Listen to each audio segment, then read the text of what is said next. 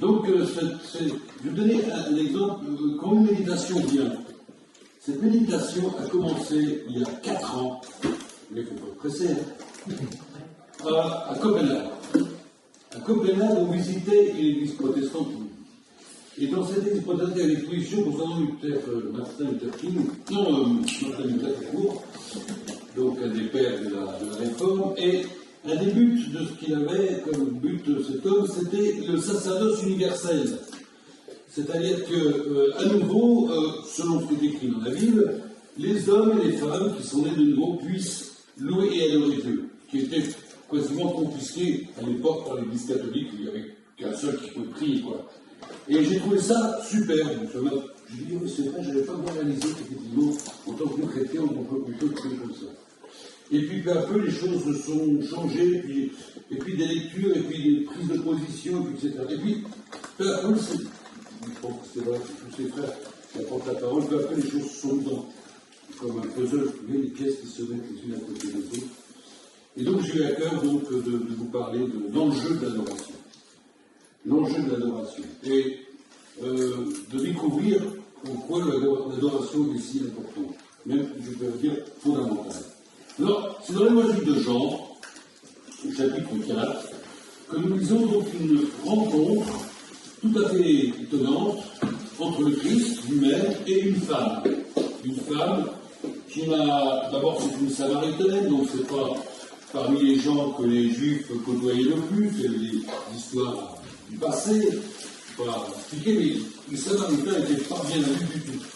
Mais le Seigneur, lui, assoit, et bon, dans cette Samaritaine, une discussion va s'engager. Et ça va être une discussion hautement spirituelle en plus, que le Seigneur n'aura pas avec les Juifs importants, mais avec cette femme, et la discussion va porter sur le lieu où on doit adorer Dieu. Où doit-on adorer Dieu? Alors, pour les Samaritains, c'était le mont Garizim, et c'est là donc les Samaritains doivent adorer. Et elle dit, nos pères, les Samaritains, ont adoré sur cette montagne, le mont Garizim, et vous dites que le lieu où il faut adorer est à Jérusalem. Car l'un des problèmes qu'il y a eu entre les Samaritains et les Juifs, c'était justement que les Juifs adoraient à Jérusalem, qui était juste, alors que les Samaritains donc, adoraient sur le mont Garizim, qui était injuste. Et le Seigneur ne va pas commencer une discussion théologique en lui expliquant pourquoi Jérusalem, etc. Alors, comme souvent dans les discussions comme avec Nicodème et autres, il passe carrément sur un autre plan. Et il lui dit, l'heure vient, femme, lui dit Jésus, crois-moi, l'heure vient où ce ne sera ni sur cette montagne, ni à Jérusalem que vous adorez le Père, mais l'heure vient, et il est déjà venu, où les vrais adorateurs adoreront le Père en esprit et en vérité, car ce sont là que les adorateurs que le Père demande. Donc le Père demande des adorateurs. Pourquoi nous étonnons? Donc le Père demande des adorateurs, et donc ils adoreront en esprit et en vérité, car Dieu est esprit, et il faut que ceux qui l'adorent en esprit et en vérité. Cette femme est touchée, la suite à lire dans Jean 4, ils vont mais c'est une prophétie, puisque de toute façon, ça sera ni à Jérusalem, ni au mont Garizim, puisque 40 ans plus tard, le temple de Jérusalem va être détruit. Donc déjà, c'est terminé, et le Christ est bien prophétisé en disant, ce n'est pas là que vous allez pouvoir adorer. Mais cette déclaration nous montre qu'il y a un autre endroit qui va venir, et ce lieu d'adoration, eh bien ceux-là où 2 ou 3 sont assemblés au mon nom. Dès que 2 ou 3 chrétiens sont assemblés au nom du Seigneur, pour son nom, sous son autorité, eh bien ils sont d'église locale, c'est Matthieu 18, 20, et c'est là qu'ils vont pouvoir adorer Dieu en esprit et en vérité. En esprit. Alors en esprit parce que c'est en opposition avec tous les rituels religieux qu'il y avait à l'époque, même chez les Juifs. C'est-à-dire que c'est vu par les actes physiques, les sacrifices d'animaux, les pèlerinages, les dons, les répétitions de prières ou des prosternations dans le but d'obtenir une faveur. Parce que toutes ces choses, c'était dans le but d'obtenir une faveur de Dieu. Nous, c'est l'inverse.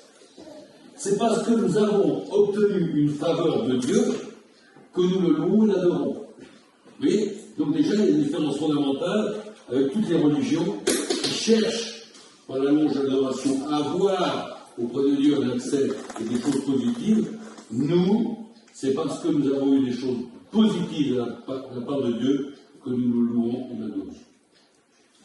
Donc, pour nous chrétiens, c'est pour remercier Dieu pour ce qu'il est, pour ce qu'il a fait pour nous, que nous le louons et nous l'adorons.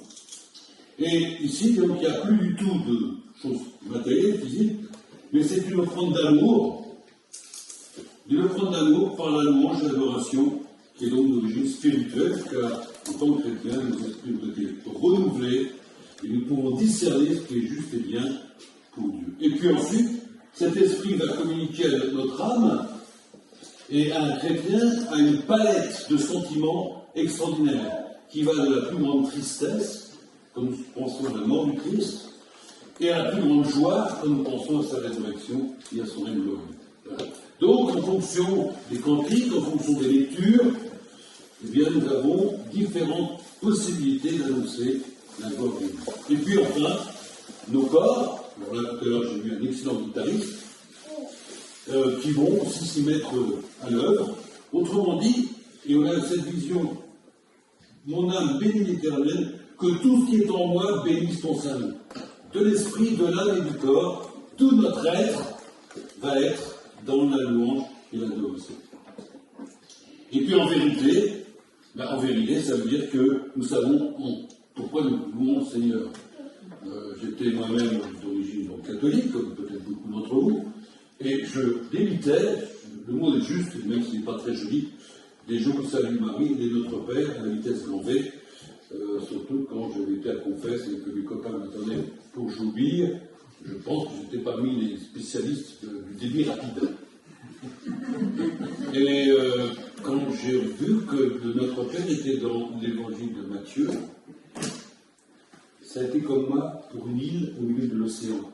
Tout a disparu, tellement c'était fort pour moi cette découverte, et je me suis senti coupable devant Dieu, parce que je me dis, mais j'ai débité ça sans savoir ce que je disais, comme un robot. Et il n'y a pas tellement longtemps, justement, dans mon assemblée, par Zoom, on a revu ensemble tout ce que notre Père enseigne, et c'est une merveille. C'est une merveille. C'est un exemple de prière, hein, mais c'est tout y est, si je puis dire. Le besoin de Dieu, au départ, nos besoins et notre manière de vivre. Voilà, c'est vraiment merveilleux. Donc, la louange, c'est plutôt, quand on regarde l'Ancien Testament, on loue Dieu pour ses hauts faits, pour ce qu'il a fait, pour le louer, pour notre salut, etc. Donc, pour ses œuvres. L'adoration, c'est plutôt pour ce qu'il est. Voilà.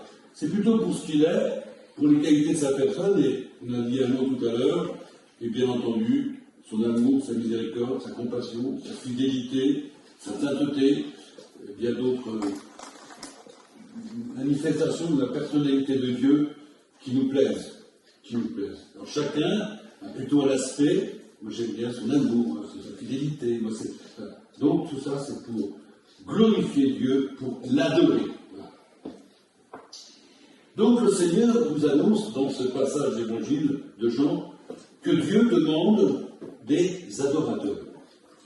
Et ça va être pour nous, j'ai vu que vous allez faire une distribution, très important. Quand j'annonce l'évangile, non seulement ce que je veux, c'est normal que des personnes connaissent le Christ, pas de la mort à la vie, mais il faut aussi avoir en vue que la personne peut être un futur adorateur. Et normalement, dans une assemblée, lorsque les personnes se convertissent, on attend qu'un jour ou l'autre, ils commencent à adorer le Seigneur. C'est logique, parce que c'est ce que Dieu demande. Autrement dit, il y a deux choses qui sont parallèles, concomitantes, à savoir l'amour d'évangile pour le salut, mais la recherche d'adorateurs. Et il ne faut pas oublier ça. Il ne faut pas oublier ça. Et combien c'est merveilleux quand un jeune chrétien, une jeune chrétienne, alors bien sûr, peut-être avec les mots merveilleux du pasteur qui lui, pas un américain, c'est un peu spécial. Mauvais exemple. Mais le cœur y est. Alors le reste, c'est pas très important. Bon, donc toujours est-il que j'attends, je sais à Nanterre, quand il y a une personne qui a connu le Seigneur, j'attends les premiers, merci Seigneur, merci de m'avoir sauvé, merci de m'avoir aimé, etc. Parce que je sais que c'est une victoire de Christ qui est annoncé à toutes les puissances spirituelles qui sont invisibles. Ce que nous verrons tout à l'heure aussi, c'est quelque chose qui humilie Satan. On verra tout à l'heure à quel point ça compte. Donc, il faut amener les personnes, les hommes et les femmes, à devenir des adorateurs du Dieu vivant. Adorer celui à qui revient légitimement l'adoration. C'est le premier commandement. Et puis aussi, c'est ce qui a été repris par le Seigneur dans l'Évangile, où le Seigneur va prendre les 10 commandements un seul, tu aimeras au Dieu de tout ton cœur, de ta force, etc. Et ton prochain comme toi-même. Et avec ça, eh bien, le Seigneur a pu résumer les 10 commandements. Et même en réalité un peu plus. Vous savez combien de commandements, en fait, dans les Lévitique, etc. Puis un nombre. 613. 613 commandements. Et je pense que le Christ, non seulement a accompli tous ces commandements, il nous a appris aussi à aimer Dieu comme il le fallait. Donc, quand j'annonce l'Évangile, je dois voir dans la personne à qui j'annonce l'Évangile un futur adorateur. Et je vous assure que c'est très encourageant. C'est très, oui, encourageant et ça nous donne un deuxième encouragement justement à annoncer l'Évangile. Alors, aujourd'hui, malheureusement, dans les églises, je ne connais pas comment ça se passe ici, je peux le dire, d'une manière générale, la louange d'adoration, c'est vraiment maintenant très peu. Très très peu. Et Luther avait raison, il faut retrouver dans l'Église ce désir de louer et d'adorer le Seigneur. Et il y a un écrivain, William Tozer, qui nous dit « L'adoration est le joyau manquant dans l'évangélisme moderne.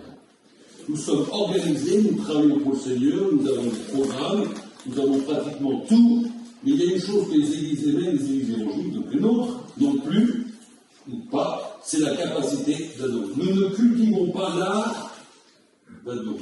C'est la pierre précieuse, pleine d'éclat, qui a été perdue dans l'Église moderne, et je crois qu'il nous faut la chercher puisque ça nous l'a trouvée. Voilà. Donc l'adoration, dans l'Église, dans l'Assemblée, c'est quelque chose d'hyper précieux, et nous avons un peu perdu cela. Je crois que vous avez fait les lettres de cette Église. Regardez l'Église d'Éphèse. L'Église d'Éphèse, elle rentre complètement dans cette description que fait William Tozer. C'est une Église qui avait tout. Et le Seigneur dit, je connais tes œuvres, je connais ce que tu fais, je sais que tu as été fait, je sais. Mais tu as oublié ton premier amour. Et c'est ce premier amour qui est à la base de l'adoration.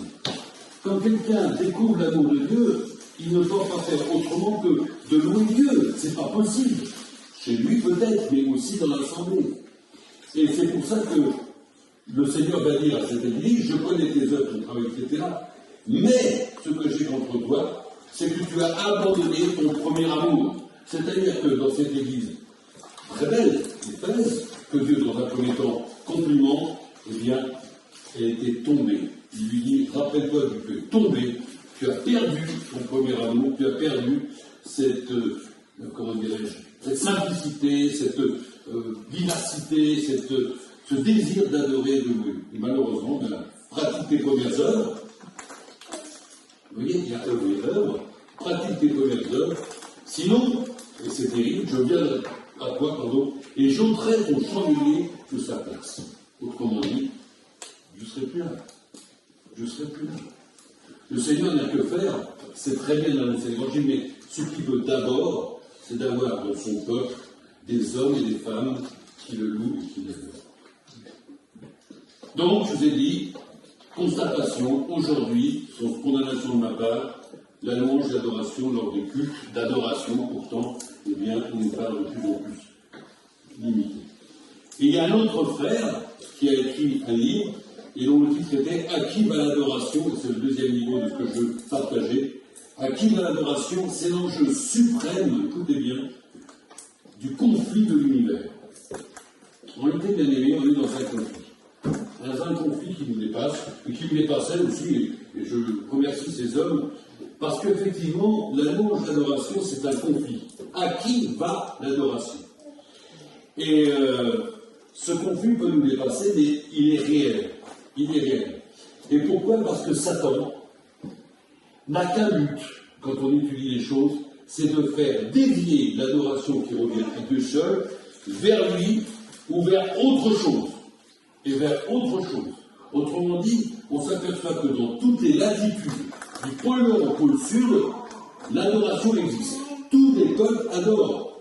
C'est inné, c'est génétique, et même s'il n'y a pas eu contact d'une tribu à l'autre, dans toutes les tribus, même aujourd'hui, celles qui sont pratiquement, l'homme n'a pas arrêté, enfin, l'homme moderne, civilisé, entre guillemets, ces gens adorent. Donc, autrement dit, l'adoration est quelque chose qui, chez l'être humain, est inné. Vous pouvez l'expliquer, mais c'est inné, vous êtes d'accord. Maintenant, à qui va l'adoration? Ah oui.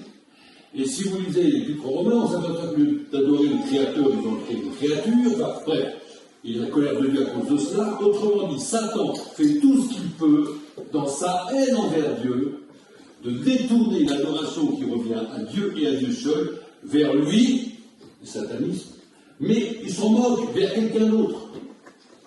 Et là, il y a profusion. Il y a profusion d'idoles, il y a profusion de saints, de tout type, de tout poil, pourvu que ça n'aille pas envers le seul et unique Dieu.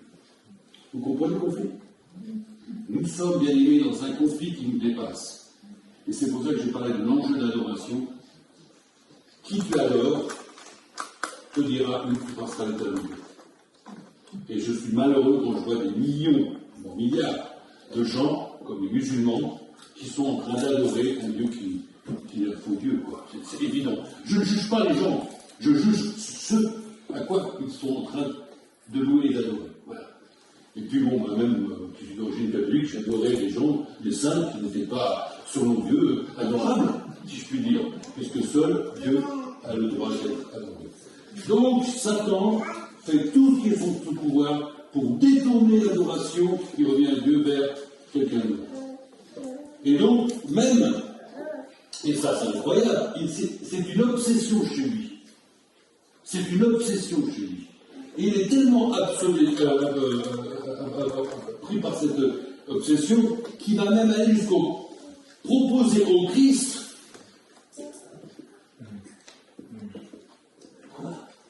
Il va proposer au Christ que Christ l'adore.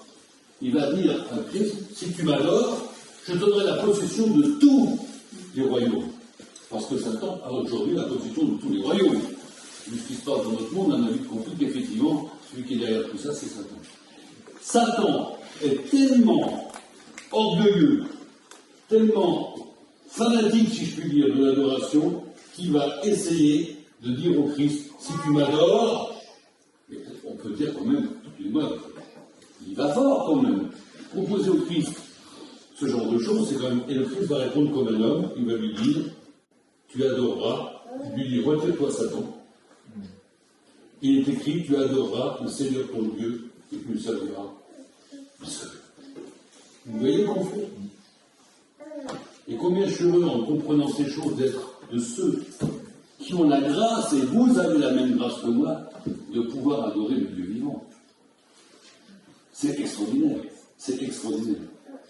Donc, vous, au contraire, dans 1 Pierre 2,9, vous êtes une race élue, un sacerdoce royal. Le sacerdoce, ce sont justement ceux qui louent et qui adorent. Voilà. Notre fonction sacerdotale, ça nous dépasse peut-être un peu le terme, mais par rapport à l'Ancien Testament, on va très bien, c'était ceux qui avaient part, donc les Lévites, à l'adoration. C'est notre cas. Nous sommes un sacerdoce royal, parce que nous adorons le vrai roi. Une nation sainte, un peuple acquis. Dans quel but? Une fois que nous sommes sauvés, afin que vous annonciez les vertus, autrement dit les qualités, des louanges de celui qui nous a appelés des ténèbres à son admirable lumière. Combien c'est encourageant et merveilleux de savoir ce que nous dit Pierre. Nous avons été choisis par Dieu dans un but, annoncer les vertus, les qualités de celui qui nous a appelés des ténèbres à son admirable lumière. Voilà à quoi nous avons été vus par Dieu pour ce travail. Vus par Dieu pour ce travail. Donc là, il y a vraiment de la part de Dieu un désir, une vocation pour nous, c'est d'annoncer, donc c'est merveilleux, il y en a un, les merveilleuses vertus de celui qui nous a fait cet élève à son admirable lumière. Donc, dans ce conflit, nous sommes appelés à prendre parti. Nous avons été appelés à prendre parti et nous sommes devenus les participants de ce conflit dans cette guerre spirituelle terrible en devenant des adorateurs du Dieu vivant. La gloire du chrétien, la gloire de toute l'Église, c'est d'être des adorateurs du Dieu vivant. Alors, comment adorer? Parce que souvent, c'est très bien, c'est très théorique peut-être, mais c'est réel. Hein. Comment adorer? Alors, comme les disciples qui ont dit au Christ, mais apprends-nous à prier. Alors, je ne vais pas être un professeur pratique, mais quand même. Et moi, je vous propose la prière ABC. C'est la stratégie. ABC. A comme Olive. Alors, lâche pas, chère sœur, qui est au fait qui doit venir. Prie alors, je n'entends pas toujours. Il faut dire que vous passe chez médical. Et j'entends pas toujours très bien. Et comme je sais qu'elles sont de saintes femmes, je dis Amen. Audible. A comme audible. B comme brève. J'ai remarqué que plus on est ancien dans la foi, plus les prières ont tendance à s'allonger comme l'âge.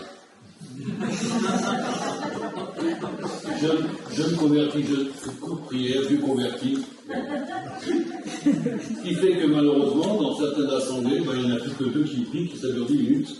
Et les autres, ils écoutent sagement, en opinant du chef, parce que ce qu'il dit c'est vrai, mais c'est pas bien. Il faut que tout le monde prie dans l'église. Et une église vivante, c'est une église où tout le monde prie, où tout le monde adore, tout le monde loue le Seigneur. Je pense que mon frère va vous encourager dans ce sens. Bref. 2 minutes. Montre-moi. Pour ça, je vais chronométrer la prochaine fois. Concise. C'est-à-dire que je ne vais pas expliquer au Seigneur le plan du salut. Il le connaît très bien. Ce n'est pas la peine que je lui fasse le Seigneur qui nous a aimés, puis raconter tout l'évangile. Concise, sur un sujet particulier. Seigneur, je t'adore pour ton autorité. Ça, c'est quelque chose que j'aime beaucoup, l'autorité de Dieu. C'est peut-être pas une chose que vous aimez premièrement, mais parce que quand Dieu dit, il fait. On a un Dieu qui est vrai, qui est véritable. Son autorité. Mais son amour, sa fidélité, toutes ces choses sont vraies. Donc, prier pour un sujet comme ça. Et concise. Voilà. Donc, A, audible, B, brève, C, concise. Et annoncer les vertus de Dieu, c'est ce qu'on a vu. Et dans Éphésiens 5, 19, on a une leçon de la part de Paul. Entretenez-vous par des psaumes. 150 psaumes à notre disposition. Vous vous rendez compte le nombre de sujets de lecture, simplement. C'est-à-dire que le matin, dimanche matin, je prends un psaume, voilà, et je lis quelques versets. Je te remercie, Seigneur, pour ça.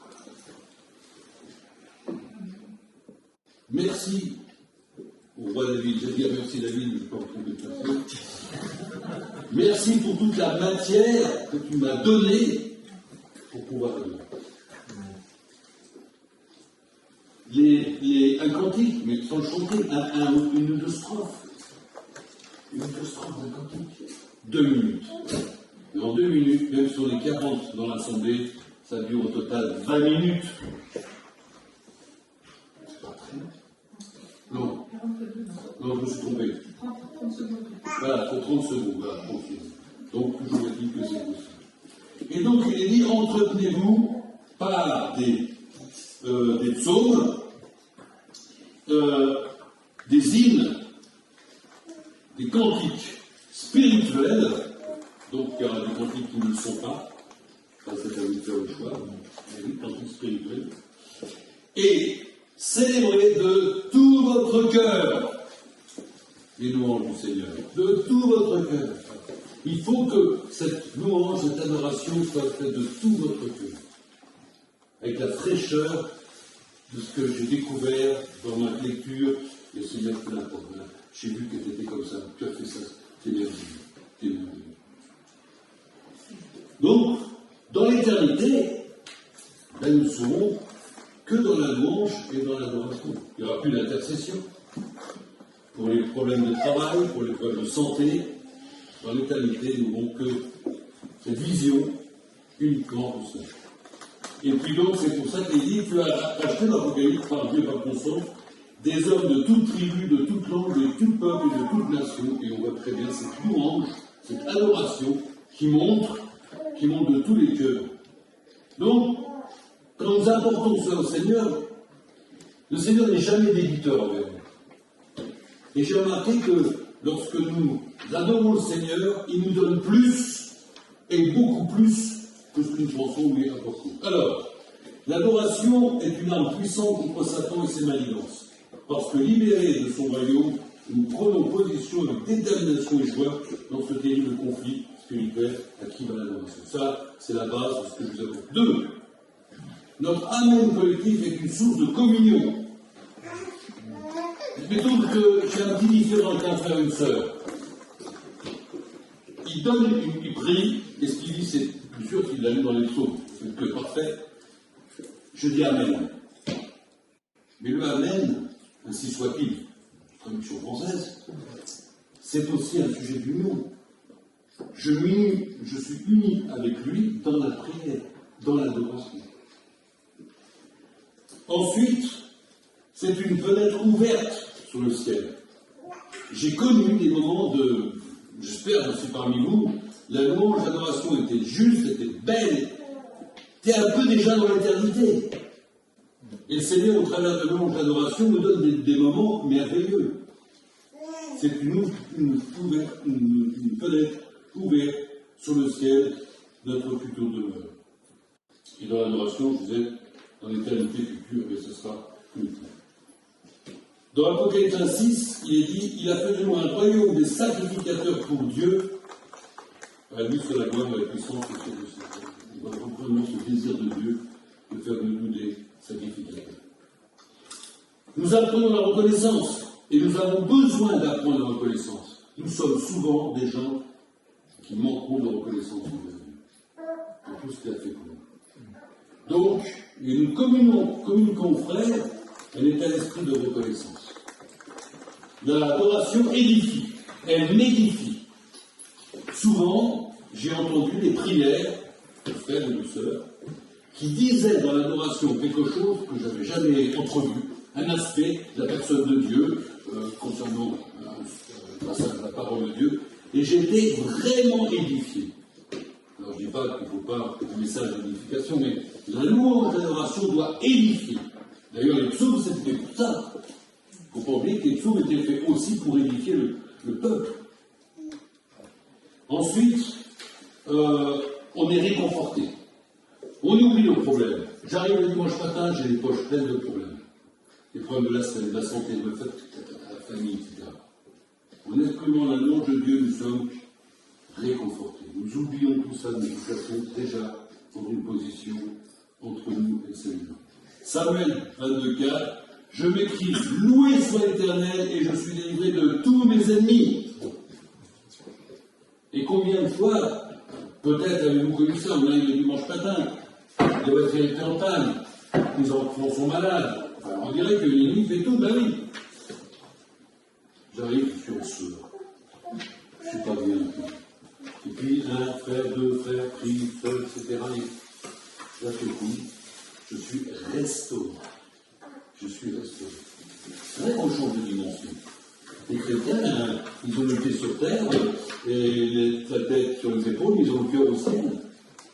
Et on est réconforté. Je dis, Samuel, c'est le script de David qui parle, je m'écris, loué soit l'Éternel, et je suis délivré de mes ennemis. Compte les bienfaits de Dieu, et tu verras en adorant combien le nombre est grand. Et c'est ça, le partage dans l'adoration. L'un va penser, tout ça, l'autre sur un autre sujet. Et on compte ensemble les bienfaits de Dieu. Il y a tellement de choses. C'est pour ça qu'il faut que tout le monde prie. Alors dites pas, ah oui, maman Robert, tu sais, je suis timide. Et un frère, un Nanterre, ça se prépare ici, il disait, moi je ne peux jamais parler comme ça. Ben, j'ai écrit ta prière. Tu écris ta prière pendant la semaine, et puis tu la donnes le dimanche matin. Et bien, il savait nous réchauffer. Ah oui, j'ai des psaumes, ça fait 3000 ans qu'ils ont été écrits, c'est du super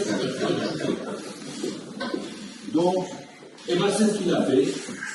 C'est ce qu'il a fait. Alors, on voyait très bien, c'était des choses écrites, parce que c'était bien, et puis peu à peu, le papier, il a laissé tomber, puis maintenant il prie sans. C'est pas grave. C'est pas grave que ce soit écrit sur un morceau de papier. Le principal, c'est de louer le Seigneur, de l'adorer. Et puis ensuite, il est dit que donc l'adoration est nécessaire à la croissance spirituelle, c'est sûr. L'adoration est un facteur de santé psychique. Ça, les médecins le disent.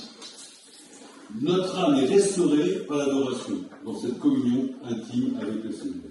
Donc on met de côté les problèmes personnels. Le dimanche matin, on ne va pas prier pour nos problèmes personnels. Le dimanche matin, uniquement tourner dans le Seigneur.